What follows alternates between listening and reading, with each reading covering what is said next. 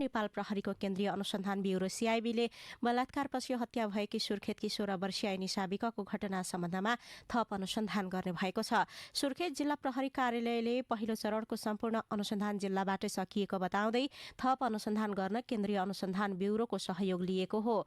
प्रहरी निरीक्षकको कमाण्डमा ब्युरोको विज्ञ टोली आजै वीरेन्द्रनगर पुगेको जिल्ला प्रहरी कार्यालय सुर्खेतका प्रहरी उपरीक्षक सुधीर राज शाहीले जानकारी दिनुभयो। जिल्ला प्रहरी कार्यालय सुर्खेतमा विज्ञ टोली गठनसँगै कर्णाली प्रदेश प्रहरी कार्यालय नेपालगञ्जबाट पोलिग्राफ गर्ने टोली पनि पुगेको छ। उहाँका अनुसार पोस्टमार्टम रिपोर्ट आइसकेको छ। फरेन्सिक ल्याबमा पीडित र पीडक दुवैजनाको मोबाइल लगायत विद्युतीय सामग्रीहरू अनुसन्धानका लागि केन्द्रीय विधि विज्ञान प्रयोगशालामा टक्सिकोजिकल बायोसेरोलोजिकल परीक्षणका लागि पठाइएको छ। त्यो रिपोर्ट आउनाका साथ निशाको हत्याको अन्तिम निष्कर्षमा पुग्ने प्रहरी उपरीक्षक शाहीले बताउनु भएको छ। भेरी अस्पताल बाँकेका फरेन्सिक विज्ञ डाक्टर अरविन्द साकियाको टोलीले प्रदेश अस्पताल सुर्खेतमा पुगेर सब परीक्षण गरी त्यसको प्रतिवेदन दिइसकेको छ। पोस्टमार्टम रिपोर्टले बलात्कार र अत्याधिक रक्तस्रावबाट मृत्यु भएको देखाएको छ। घटनामा संलग्न 4 जनालाई नियन्त्रणमा लिएर प्रहरीले अनुसन्धान गरिरहेको छ। कञ्चनपुरमा जीप र मोटरसाइकल आपसमा ठोकिँदा 2 जनाको मृत्यु भएको छ। पूर्व पश्चिम राजमार्ग अन्तर्गत बेदकोट नगरपालिका 7 को लालपुरमा C11405 को जीप र M2P3506 नम्बरको मोटरसाइकल ठोकिएको प्रहरीले जनाएको छ। दुर्घटनामा मोटरसाइकल चालक र त्यसमा सवार व्यक्तिको घटनास्थलमै मृत्यु भएको सुदूरपश्चिम प्रदेश ट्राफिक प्रहरी कार्यालयका प्रहरी नायब उपरीक्षक डीएसपी टेक बहादुर जोराले जानकारी दिनुभएको छ। उहाँका अनुसार दुवैको परीक्षणका लागि महाकाली प्रादेशिक अस्पतालमा राखिएको छ। दुवैजनाको परिचय खुल्न बाँकी छ। मानव तस्करको प्रलोभनमा परि कम्बोडिया पुगेर अलपत्र परेका 16 जना नेपालीको उद्धार गरी नेपाल फर्काइएको छ। थाइल्याण्ड स्थित नेपाली दूतावासको पहल, कम्बोडिया सरकारको सहयोग र गैर आवासीय नेपाली संघ एनआरएनए कम्बोडियाको सहजीकरणमा उनीहरूलाई आज स्वदेश फर्काइएको हो। दूतावासका अनुसार उनीहरूलाई विभिन्न माध्यमबाट कम्बोडिया पुर्याएर अवैध रूपमा सञ्चालित अनलाइन स्क्यामिङ ठगी केन्द्र र क्यासिनोहरूमा गैर कानूनी काममा लगाइएको थियो। साथै उनीहरूमध्ये कतिपय बिना भिजा त्यहाँ बसिरहेका थिए। राजदूतावासले अझै पनि त्यहाँ कठिन परिस्थितिमा रहेका अन्य नेपालीहरूको उद्धारका लागि पहल निरन्तर भइरहेको जनाएको छ। दूतावासले कम्बोडियामा भिजा म्याद गुज्रिएर बसेका वा जबरजस्ती गैर कानूनी काममा फँसेका नेपालीहरूलाई तत्काल सम्पर्क गर्न आग्रह गरेको छ। पश्चिम एसियाको द्वन्द्वपछि परराष्ट्र मन्त्रालय अन्तर्गतको कन्सुलर सेवा विभागद्वारा सञ्चालनमा ल्याइएको अनलाइन दर्ता प्रणालीमा आजसम्म 65,886 नेपाली नागरिकले आफ्नो विवरण दर्ता गरेका छन्। त्यसरी दर्ता भएका विवरण अध्ययन गरी आवश्यकता अनुसार कामका लागि प्रक्रिया अगाडि बढाइएको मन्त्रालयले जनाएको छ। संयुक्त राज्य अमेरिका र इजरायलले इरानमा आक्रमण गरेपछि पश्चिम एसियामा द्वन्द्व चर्केको छ। त्यहाँबाट नेपाली नागरिकको उद्धार तथा आवश्यक सहायता प्रयोजनका लागि विभागद्वारा उक्त अनलाइन पोर्टल यही फागुन 18 गतेदेखि सञ्चालनमा ल्याइएको थियो। सो पोर्टलमा उक्त क्षेत्रमा रहेका नेपाली दूतावास मार्फत नेपाली नागरिकको विवरण संकलन गर्ने कार्य भइरहेको विभागका महानिर्देशक दुर्पता सापकोटाले जानकारी दिनुभएको छ। निर्वाचन आयोगले राजनीतिक दलहरूले समानुपातिक प्रणालीतर्फ पाएको मतका आधारमा कति सीट पाउने भन्ने यकिन गर्न सकेको छैन। समानुपातिक प्रणालीतर्फको मत हिजो नै गणना सकिसके पनि अहिलेसम्म कुन दलले कति सीट पाउने भन्ने यकिन गर्न नसकेको हो। आयोगको राजनीतिक दल महाशाखा प्रमुख सहसचिव यज्ञ प्रसाद भट्टराईले समानुपातिक मतका आधारमा दलहरूले पाउने सीट संख्या अझै यकिन भइ नसकेको जानकारी दिनुभएको छ। आज साँझसम्म सीट संख्या यकिन गरेर आजै दलहरूलाई सीट अनुसार क्लस्टर मिलाएर सांसद बन्नेहरूको सूची पठाउन पत्राचार गर्ने तयारी पनि आफूहरूको रहेको भट्टराईले बताउनु भएको छ। यसैबीच प्रतिनिधि सभा निर्वाचनका लागि भर्ना गरिएका निर्वाचन प्रहरीलाई विदाई गरिएको छ।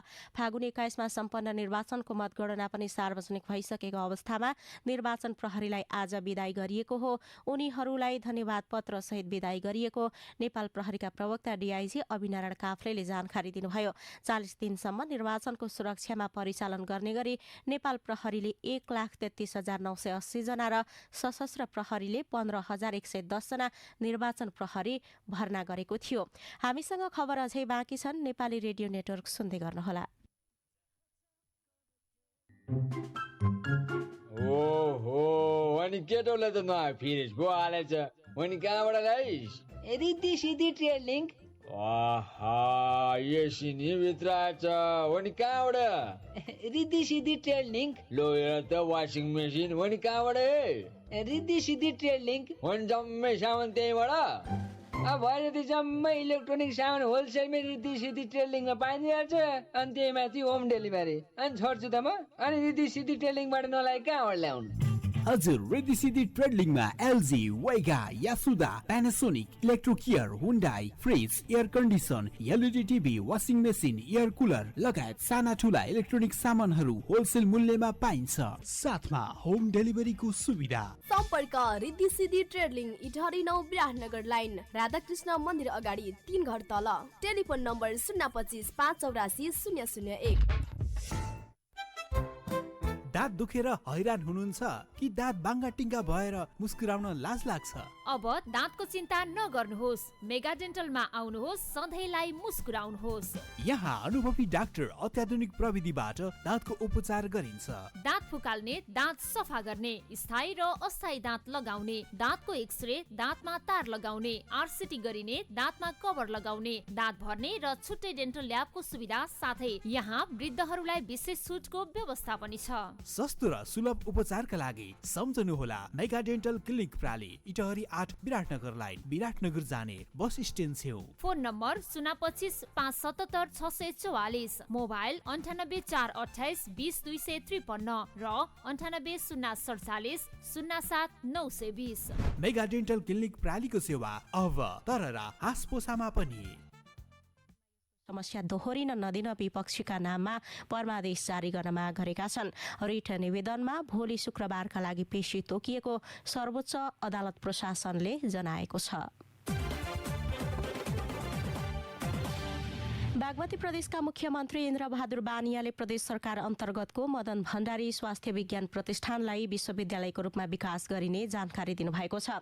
मदन भण्डारी स्वास्थ्य विज्ञान प्रतिष्ठान अन्तर्गत हेटौडा अस्पतालको थप 200 शैय्याको नवनिर्मित भवनको आज शुभारम्भ गर्दै उहाँले मदन भण्डारी स्वास्थ्य विज्ञान प्रतिष्ठानलाई निकट भविष्यमै विश्वविद्यालयको रूपमा विकास गर्ने कामको थालनी गरिसकेको बताउनु भएको छ। मुख्यमन्त्री बानियाले स्वास्थ्य विज्ञान प्रतिष्ठानले हेटौडा अस्पताल बाहेक प्रदेशको 13वटै जिल्लाका अस्पतालमा पनि विशेषज्ञ सेवा दिने गरी काम गर्नुपर्ने बताउनु भएको छ।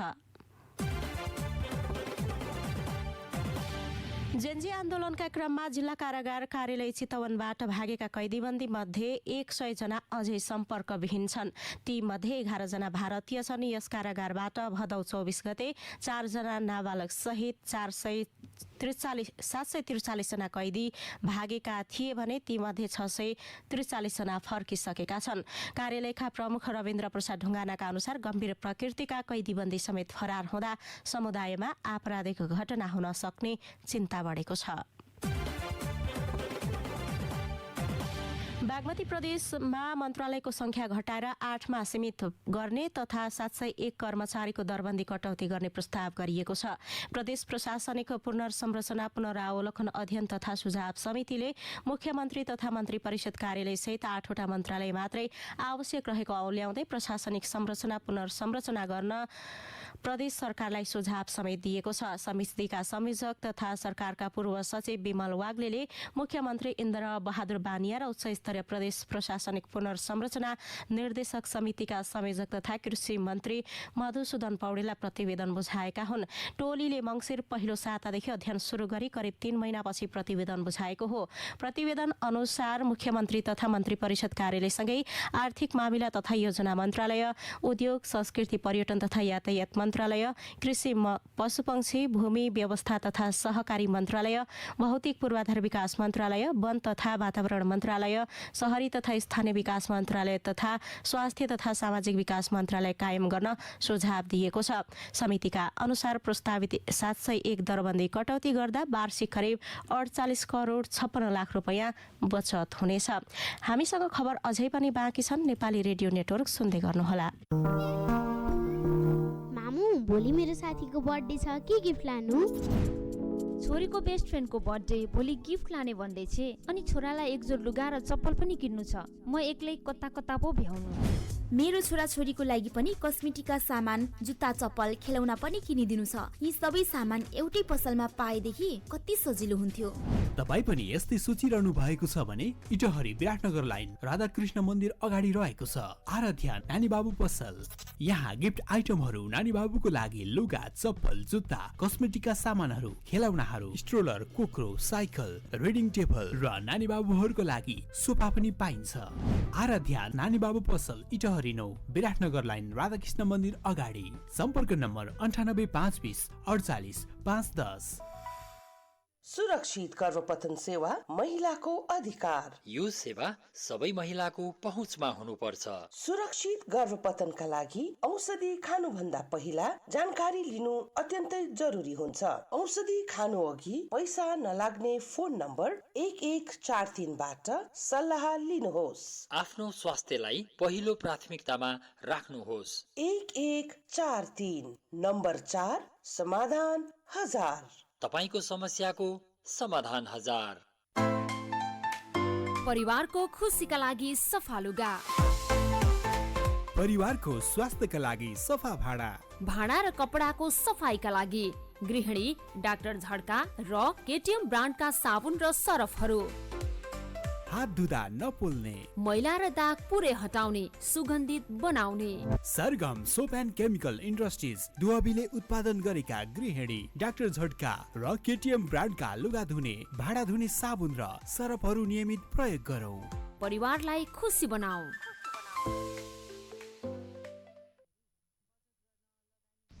के तपाईँ पूर्वी नेपालमा आकर्षक जग्गा खोज्दै हुनुहुन्छ? के तपाईँ आफ्नो भविष्यको लागि सुरक्षित लगानी गर्न चाहनुहुन्छ? त्यसो हो भने तपाईँका लागि छ royal housing and real estate private limited.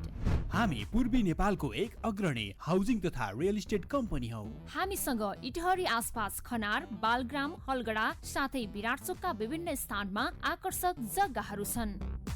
हामी पास गर्ने भाका 6 महिनादेखि 1 वर्षसम्म र 50% फाइनेन्सको सुविधा दिन्छौँ। कम्पनीसँग डाइरेक्ट कन्ट्याक्ट गरेर आएमा 5% छुटको व्यवस्था पनि गरेका छौँ। प्रत्येक प्लानिङमा 20 फुटे टाइल्स लगाएको बाटो, 3 फेस बिजुली बत्ती भएको, ग्रिन सिटी आवास जस्ता पूर्वमा ठुला ठुला प्लानिङहरू गरिसकेको यस रोयल हाउसिङ कम्पनीसँग धुरको 1 लाखदेखि तपाईँ कतिसम्म लगानी गर्न सक्नुहुन्छ, सोही अनुसारका घडेरीहरू हामी तपाईँलाई उपलब्ध गराउँछौँ।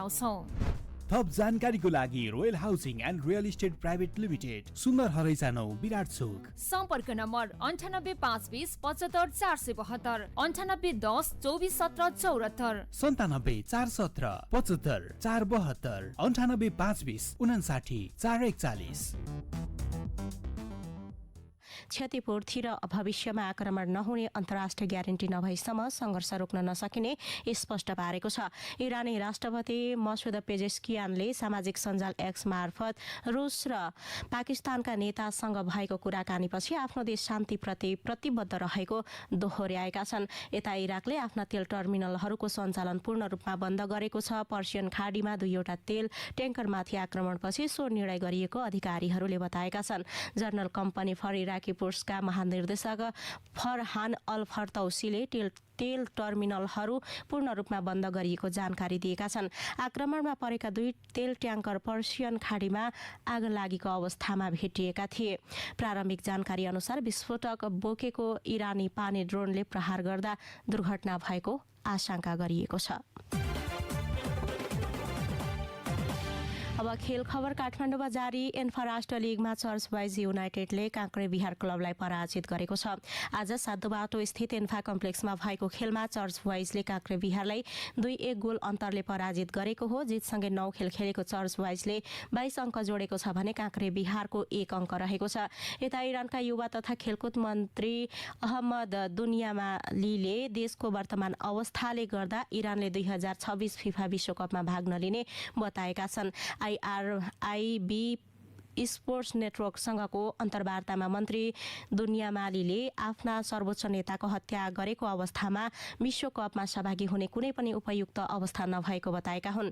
विश्वकप जुन 11बाट अमेरिका, क्यानाडा र मेक्सिकोमा सुरु हुँदैछ। इरानले समूह चरणमा 3 खेल खेल्ने तालिका रहेको छ। जाँदा जाँदै नेपाली खबरमा मुख्य खबरका शीर्षकहरू पुनः एकपटक।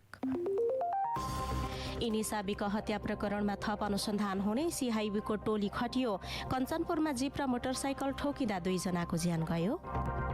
16 जना नेपाली मानव तस्करको फन्दामा कम्बोडियाबाट उद्धार गरी नेपाल पठाइयो। मध्यपूर्वको तनावका कारण उद्धार र सहायताका लागि 65,000 बढी नेपालीको नाम दर्ता। समानुपातिक तर्फको सिट संख्या अझै टुङ्गो लागेन। सांसद छान्न दलहरूलाई साँझसम्म पत्राचार गर्ने आयोगको तयारी। निर्वाचन प्रहरीको विदाई। युद्ध अन्त्यका लागि इरानका 3 शर्त। भविष्यमा आक्रमण नहुने कडा अन्तर्राष्ट्रिय ग्यारेन्टी दिनुपर्ने लगायतका अडान। इराकमा 2वटा तेल ट्याङ्करमाथि आक्रमण। तेल बन्दरगाह पूर्ण रूपमा बन्द। र एन्फा राष्ट्रिय लिगमा काँक्रे बिहारमाथि चर्च बोइज विजयी। इरान फिफा विश्वकपमा सहभागी नहुने। हौस् त यसका साथै काठमाडौँ उपत्यकामा रेडियो NRN 99.1 ठाउँ-ठाउँका रेडियो स्टेशनहरू र नेपाली नेटवर्क.com-बाट एकैसाथ प्रसारण भइरहेको नेपाली खबर अहिलेलाई यति नै। अपराह्न 4 बजे नेपाली खबरका साथमा पुनः उपस्थित हुनेछौँ। बिदा दिनुहोस्। नमस्कार।